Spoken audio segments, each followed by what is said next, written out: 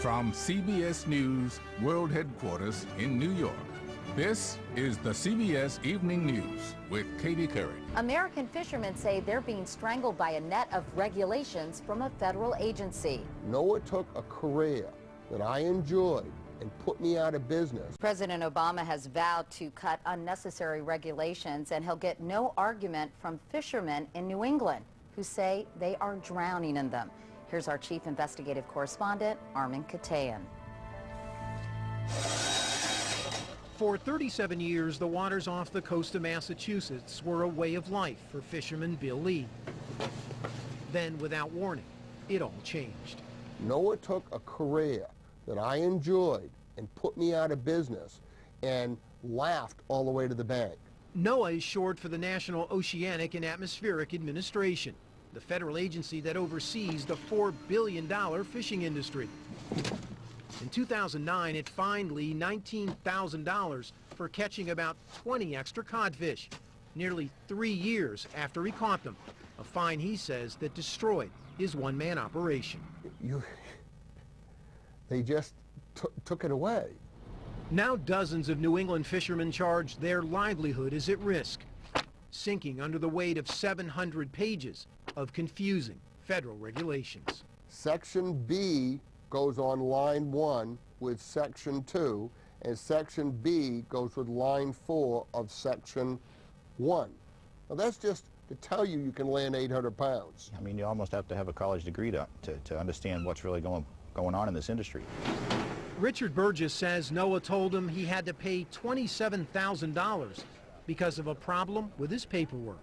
They just said if I try to fight it and it goes in front of one of their judges, then I most likely the fine will be between $120,000 and $140,000. An investigation by the Commerce Department's Inspector General found the regulations were unduly complicated, federal agents overzealous and abusive, excessive fines including one for $270,000 for administrative errors. You know, we've been honest, hard-working people, and we've been treated as common criminals.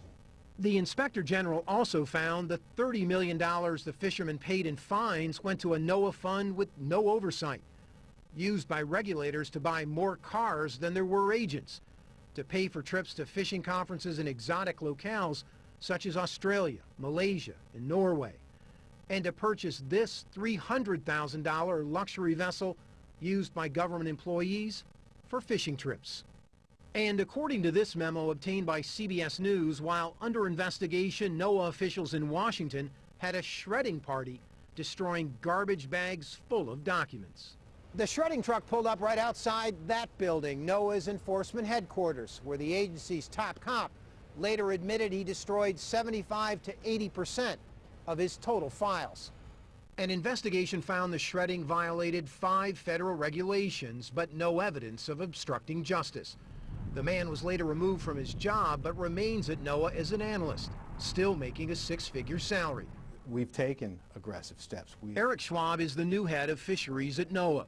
He came to the agency last February from the Maryland Department of Natural Resources, armed with a mandate for change. We've worked hard over the last year to identify those problems, to address those problems, and to rebuild that trusting and productive relationship that we need with fishermen. It is crucial. For some, like Senator Charles Grassley, change can't come soon enough. I want to make sure that heads roll, because, you know, in a bureaucracy, if heads don't roll, you don't change behavior.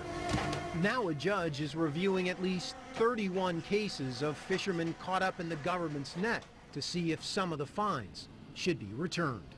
Armin Katayan, CBS News, Washington.